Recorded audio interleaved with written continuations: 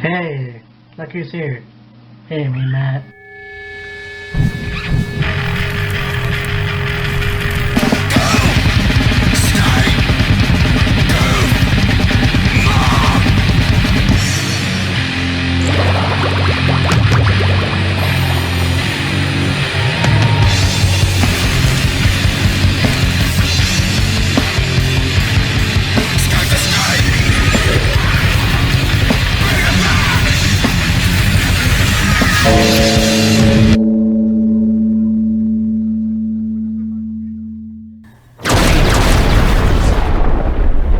I know that Kyle and I are going to talk about it in depth. Who knows if we're going to do a YouTube chat or a Facebook chat, but I thought I would give my own thoughts right now just because I saw something on my Facebook and I kind of agree with that as well. You know, a lot of fans thought that The Undertaker farewell, Undertaker coming out, and basically it starts off with the Bone Street Crew coming out to the ring, minus Yokozuna, obviously. You had Ric Flair, Shawn Michaels, Triple H, Kane, Big Show, Paul White. You know, I wish Bret Hart would have showed up, but yeah, I think it was more or less his more popular feuds that came out. So after that, they showed the package with Metallica music, and then they panned back to Vince. Now, by the way, a lot of people have said that Vince McMahon looks very frail and whatever. The guy's fucking 75 years old. He's not gonna look like the bodybuilder he once was. Even that was fake, in my opinion. But, nevertheless,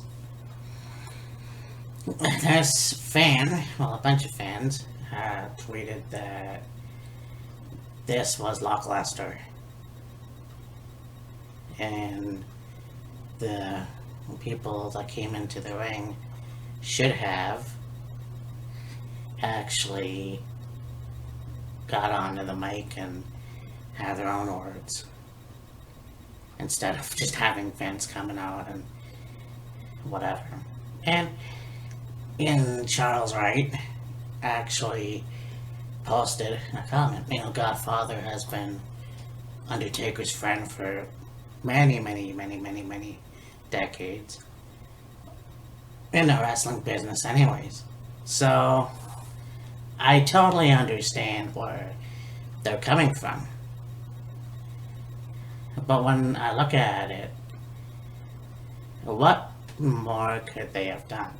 Yes, it is true. I think that everybody that showed up into the ring should have said something, and that would have been fine.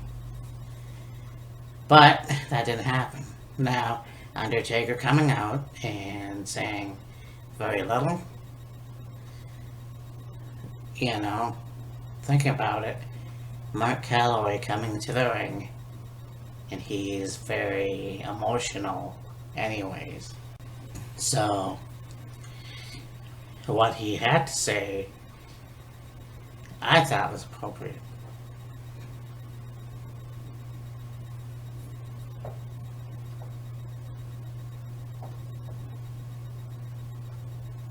And then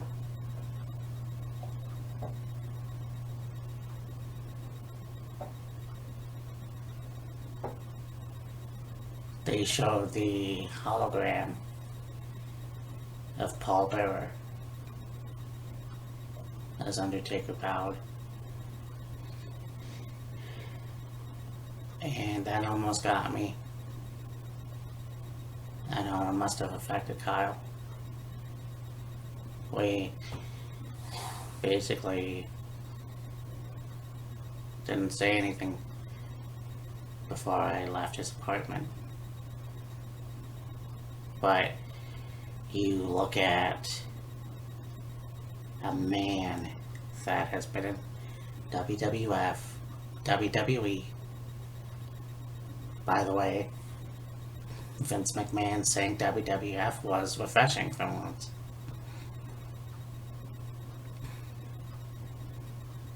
But a man who's been around for 30 years in that company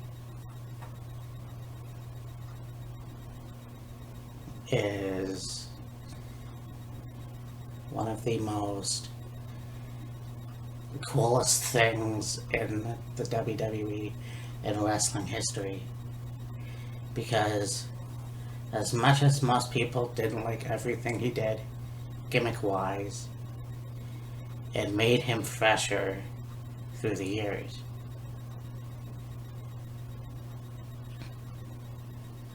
And that's the way it is.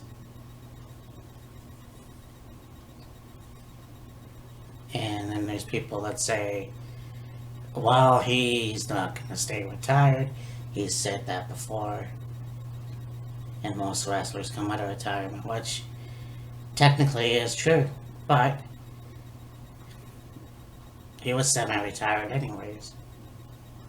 Think about it. He showed up once or twice a year. He wasn't a full-time wrestler. And maybe that's why I didn't get as emotional as I thought. But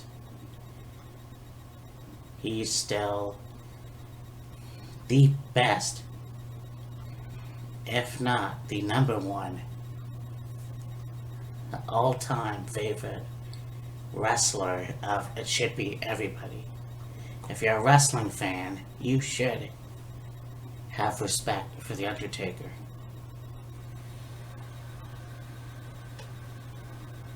So, I agree.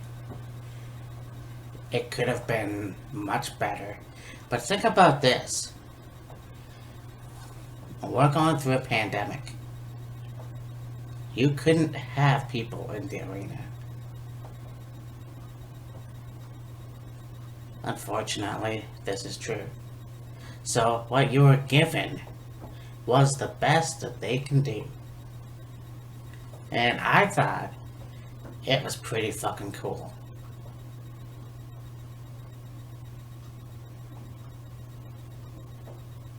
No match. Just coming out and saying a few words.